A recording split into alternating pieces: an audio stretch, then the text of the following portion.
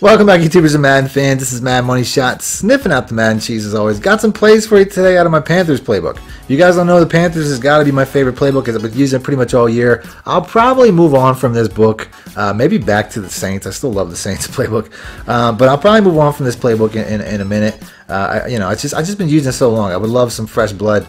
But if you guys want to pick up what is probably my best playbook, make sure you check that out in the description below. My Panthers ebook, I highly recommend it. I love this playbook. And I have a couple of more plays from it today. The first play is one that I put out not too long ago. EA totally tried to patch it.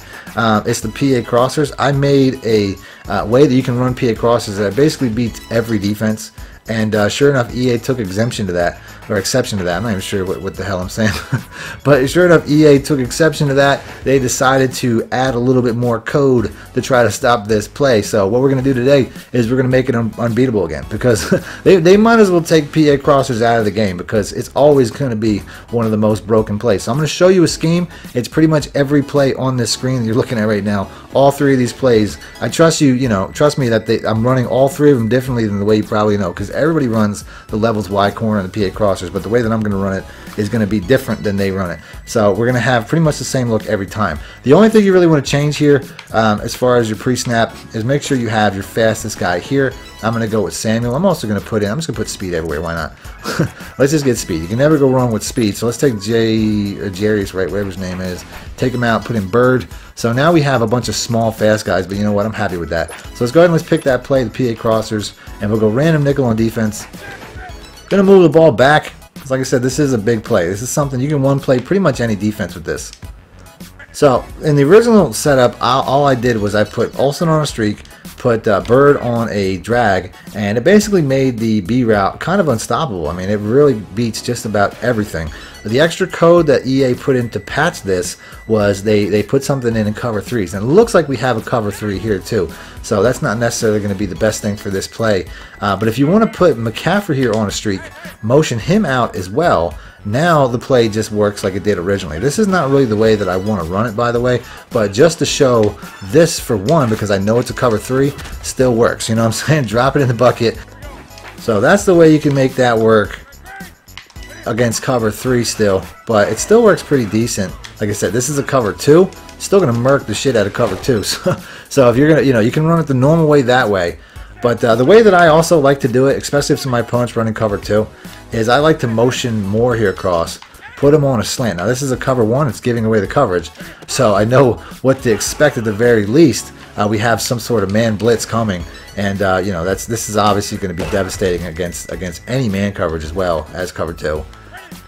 But the idea is, if your user opponent can take away Samuel, so if I motion this guy across, put him on a slant, a lot of times they'll think that the crossing route or the guy that I'm motioning is the dangerous play, and that'll give you the opportunity. That was a lot of pressure. That'll give you the opportunity to distract him from following the big play. I think in my original video when I made this play, I mentioned it briefly, maybe at the end. It might not even made the final video. It might have got cut out. But now I think it's not really, to me it's a necessity now. You can't run this play without dragging this guy because it just doesn't work. So here we're floating that up. We had good coverage from the linebacker. That must be Deion Jones, if I had to guess. That was, he covered that pretty much the whole way, but I floated over him anyway. So here we go, one more time. Like I said, I already put this play out. Just wanted to show how important this motion is. So here we got a man coverage. This is going to be too easy. Buy myself a little bit of time. This is always going to be crazy against man coverage. But like I said, that slant, that is just to keep the user home and keep him honest. Because even if he doesn't stay honest, if he wants to run off and chase Olsen, well, guess what? The middle of the field is going to be wide open for Moore. For DJ Moore, and like I said, like this is a dramatization or whatever they say, but if he wants to follow Samuel, sure, he won't give up a big play, but he's going to give up a big play to Moore here, or good catch and run anyway. You'll kill him with paper cuts at that point. So here we go, we got another man coverage. Like I say, not going to see that too much. Great catch. The next play that I use quite a bit, and it's pretty much in line with the same motion, is the levels Y corner. So let's go ahead and let's pick that. You guys probably already know this play, but I'm going to motion over the same guy, put him on a streak. And then when I do this, it's just going to pull coverage back you know, a little bit better for McCaffrey, which you guys probably know is the money route on this anyway. But if it's a cover 3, even cover 2s, it'll just pull that guy back, and that's really the only point of the motion. The play works pretty good the way that it is. It also identifies the play. Like I said, right here we know we got a man, which, you know, typically this route doesn't do a great, or this route does a pretty good job against most plays other than hard flats. But motioning this guy across, like I said, it gives away what they're running. It'll also pull any coverage back from that outside, you know, either whether it's a cover 2 or cover 3 or whatever. It'll pull that back, and then it'll just make the play to McCaffrey that much bigger.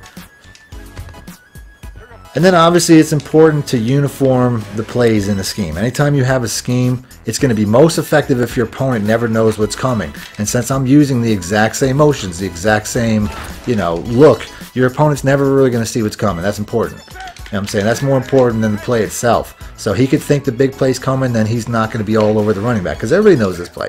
This play is money to the running back pretty much every time. I don't even really look anywhere else unless I'm working on, you know, maybe one of the cross. If I'm running against a lot of man coverages, those routes coming over the middle are really dangerous. And then the last play to finish off these 3 plays, to me, is probably the most dominant, maybe boring, but still dominant run play in the game, and it's the inside zone out of the gun tray Y flex. There's inside zones in a lot of formations, like I think the Tray Open has one. None of them are as good as this particular play, and I'm going to show you why here in a second. Like I said, I don't really run it the same way that everybody runs it, but realistically I can run this inside zone play and then this toss strong play out of the or the halfback toss out of the iPhone slot flex 99% of every game I've played. I just run those 2 plays. I mean, I'll get creative sometimes, and there's some decent runs out of the pistol. You know, I'll run like the option, the triple option. I'll run the Wildcat sometimes. I'll run there's some really good, a good run play out of the ace here that I put out recently, the halfback toss crack. You know what I'm saying? I can get creative, but I really only need those 2 run plays because they're the 2 best run plays in the game. So let's go ahead and let's pick that real quick. We'll go random nickel. We'll keep up with that. What makes this run play so good is, I don't know what the computer's talking about, what Madden's talking about. It's telling me I got, you know, I don't go by that red or green crap that they put up. Right here, they're telling me it's double red. But I know from running this play, I have a huge blocking advantage right now because it's a zone coverage. You have 3 receivers on the one side, 2 cornerbacks. That one receiver is going to hit that safety, 1 receiver is going to hit that linebacker, and I'm going to be gone.